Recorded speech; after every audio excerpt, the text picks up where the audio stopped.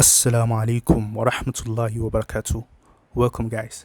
In this video, we are going to be refuting the Salafi argument of tense knowledge. So they have this argument called tense knowledge. I'm going to show you how it's nonsense and how it backfires on the Aqidah. Okay, and we're going to get into that. And for me, this argument is a glimpse into what they don't usually say. What their temporal notion of God really entails.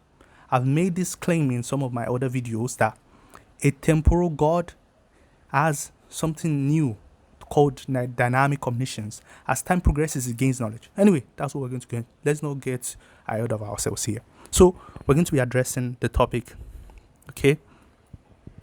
This tensed knowledge. Okay, so what is this tense knowledge? And we're going to show you. I'm going to show you guys, don't worry. Okay. So they want to say, this is their argument really. They want to say, you see, this is the Salafi God. And then we have the Ash'ari God.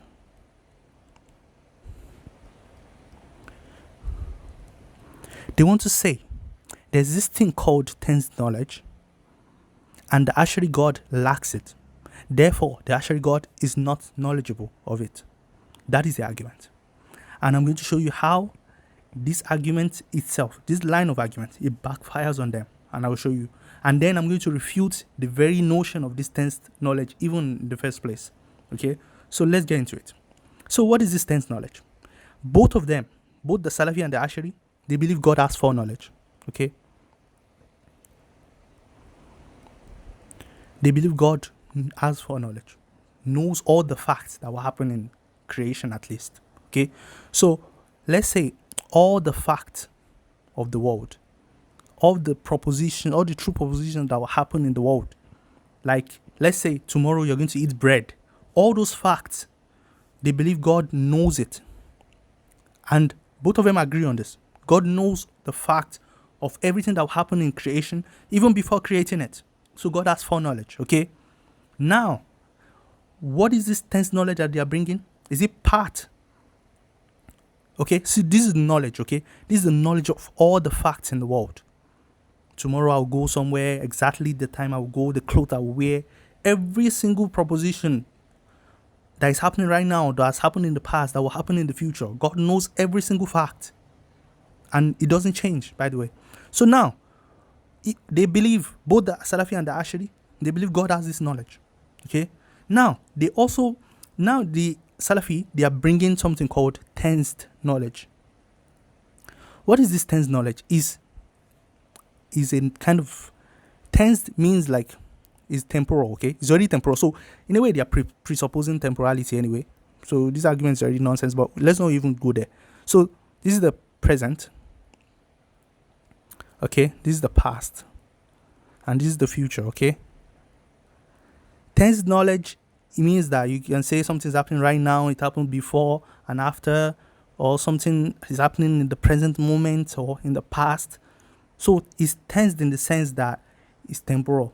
Okay, you can use present tense, past tense, or something like that. Those kind of things. Anyway, so now I have just two arguments against this. Okay, so that's tense knowledge. The first one is this. One, the omniscience objection.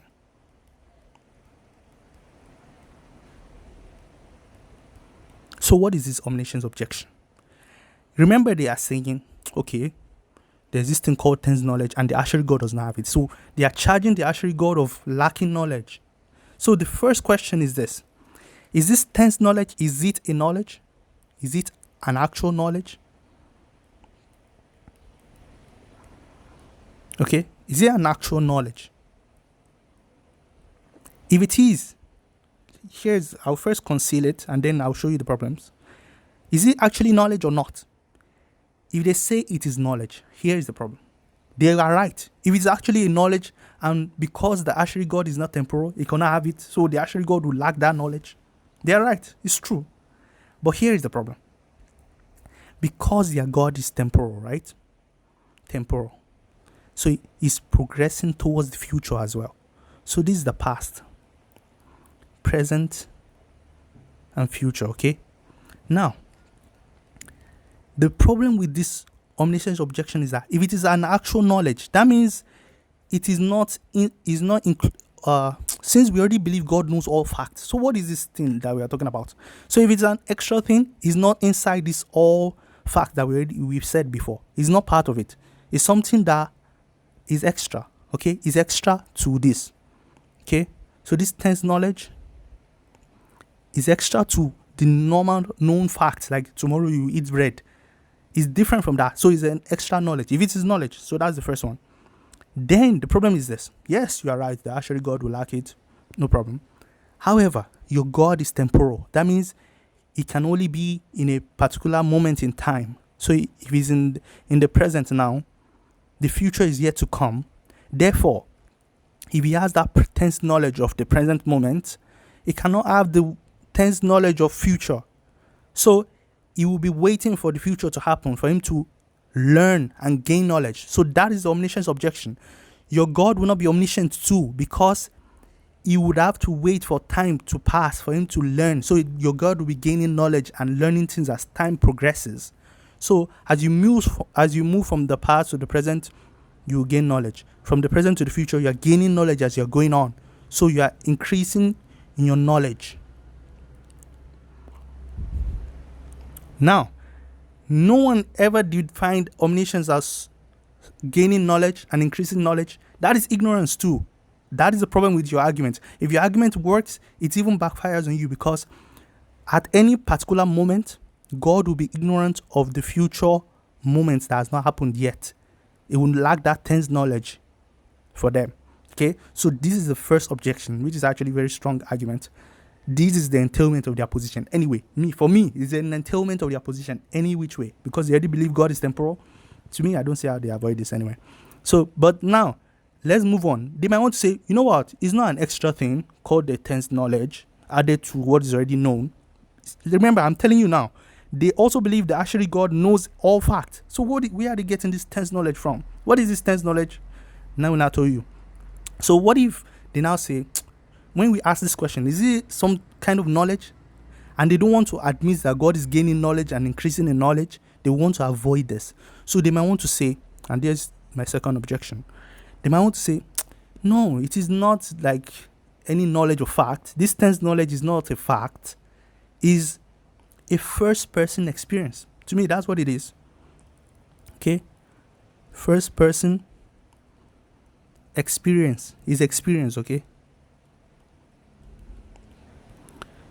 So let me show you why I'm saying that is experience, okay? So let's say God and the Salafi God, they know that tomorrow someone is going to eat bread. Okay? This guy A will eat bread at exactly 8 a.m. tomorrow. Now, both Ashari God and the Salafi God in this argument, they know this fact, because it's a fact that they already pre-decreed anyway. But that's beside the point. They know it as a fact, and they cannot be ignorant of that. So they know it. What the Salafi is not talking about is that when this time comes, 8 a.m. tomorrow, at that particular moment, because the Salafi God is temporal, it will be in that moment. So it will be experiencing it as it happens. And that is the extra thing that they are bringing us. They are calling tense knowledge. Do you see? It's some kind of, you're not changing. It's not like he's not going to eat bread tomorrow. Like the Ashari God knows that. The Salafi God knows that. He will eat bread tomorrow at exactly 8 a.m. Everything about that, they already know. So this tense knowledge has to be some kind of thing that is related to temporality. So it presupposes a God that is already temporal, and therefore you will be experiencing the moment. So it's like this. If you know that tomorrow at a particular game, the score will be 2-0. But if you're live at the game and you're experiencing it, then you feel like, yeah, that is different from knowing it from yesterday. That's the kind of thing they might want to say. Now, what is the problem with this? The problem with it, there are many problems I could point out, but it's just one I want to show. The problem is you are presupposing that God needs to experience the world with us. Why? God already knows the fact. Like, what I'm saying is that there's no point postulating any extra thing apart from this fact that is already known, that we eat bread exactly 8 a.m. tomorrow. There's no other thing that you need to presuppose. If you now want to bring this kind of first person experience, God needs to know that too. See, there are many problems with it. Some problems, like for instance, someone might ask you, does God know what it feels like to be a human being? Does God have that kind of knowledge? Okay, God created humans, but does God feel it? Does God feel how, if he doesn't feel it, then he doesn't know how it is to be a man or a woman, or how it feels to be sad. Does God, okay, so suffering, let's bring suffering. This is the end. This is the argument I'll use to just end it. Okay, suffering and temporality.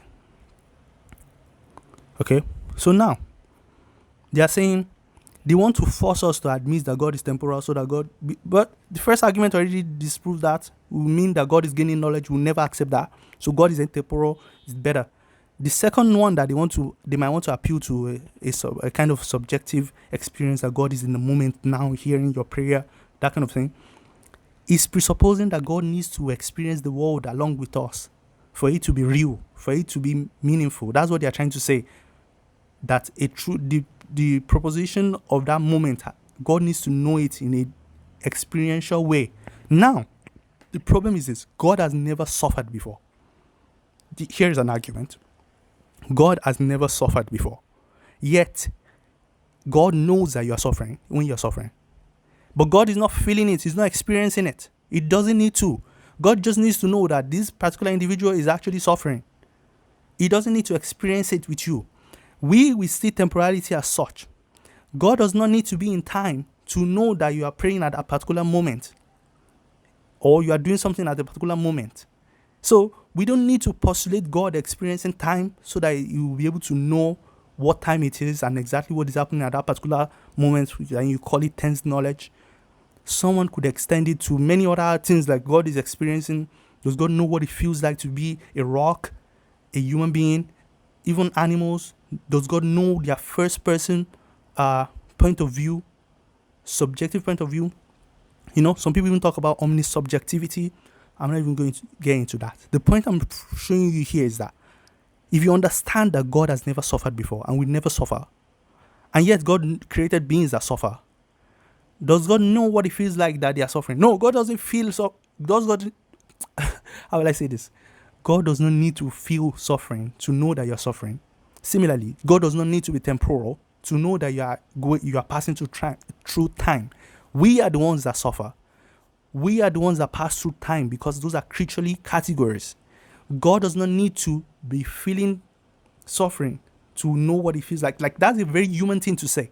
Imagine, you could make an objection to a human being and say, you don't know what it feels like to all the things I've been going through. Do you know what it feels like? How can you stand there and talk? Come and be in my shoes.